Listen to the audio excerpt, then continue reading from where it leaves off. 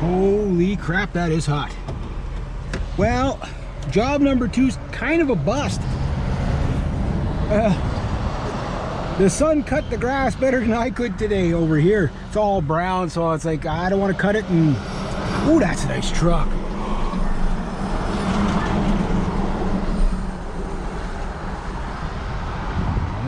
Am I missing? Got a load of bricks in the back too, so I grabbed bricks instead. But it's a very hot day to be pulling up patio bricks. Oh, look at that. I don't know if we'll be cutting that tomorrow. That's cooked. It's gonna be a pretty skit. That's one downside to cutting grass. I got cut there. See what my buddy Paul wants to do tomorrow. See if we're gonna cut that grass or not. Because when it's hot like this, it just burns the grass. So there, I have the choice to cut it every week or every second week. My call, right? So I'll see what it's like at the other place where it's a little more shaded there, so I might get away with a cut over there.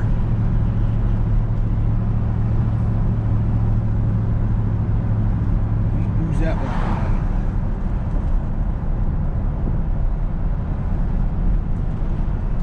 Don't know who that was, but I waved at her anyway. I think I know who that was. I'm not sure.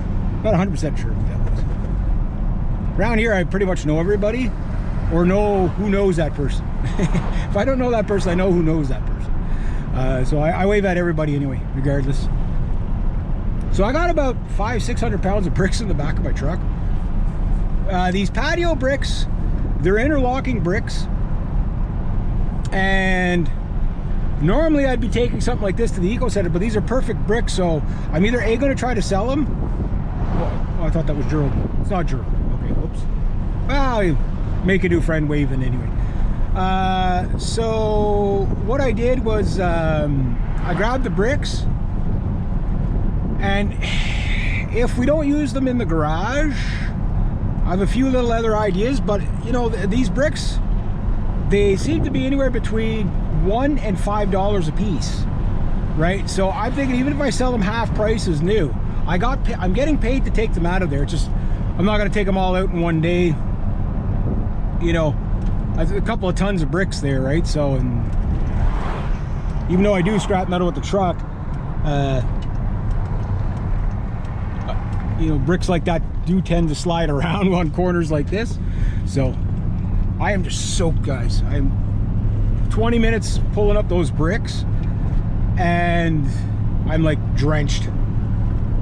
It says it's 28 degrees, so it must be over 30 with the Humidex. But I'll see how the other property is, and if it's not too bad, might cut it.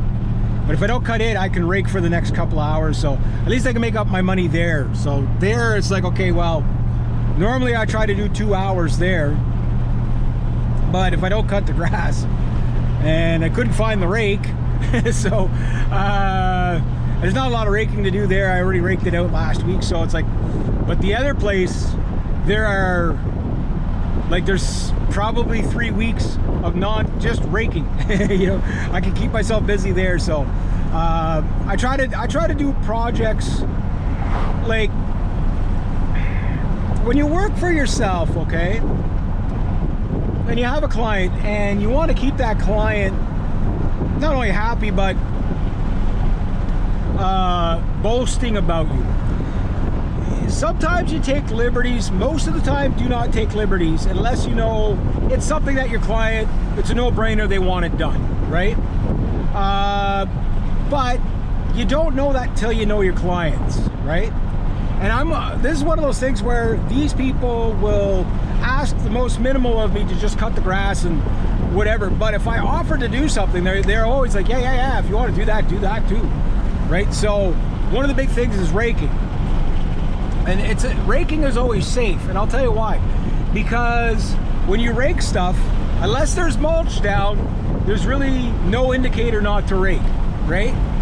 So branches, leaves, everybody always wants that gone. You know what I mean? And it's like, even if they didn't want it gone, oh, no problem. But when it comes to flower beds, I don't touch flower beds unless I'm asked to touch the flower bed. Like if I know there's nothing living in the flower bed, sure. But what I might perceive as a weed could be the prize winning petunias, you know what I mean? And I cut them down or something like that. That's why, like, I'm gonna be doing a whippersnipping job this, well, either tomorrow, Friday, or Saturday, I'm not sure. Because I don't think Paul's gonna want to cut that tomorrow if it's this hot out. Because those clients, they definitely don't want brown burnt grass. That's just a no-no, you know what I mean? So you have to have discernment. Yeah, you lose money when you don't cut, when you're not cutting, but you make it up somewhere else, you know what I mean? And it's more important that you do a good job than you do you know, do it for the sake of doing it, you know what I mean? So sometimes less is more. Yeah, I just thought I'd throw that in there.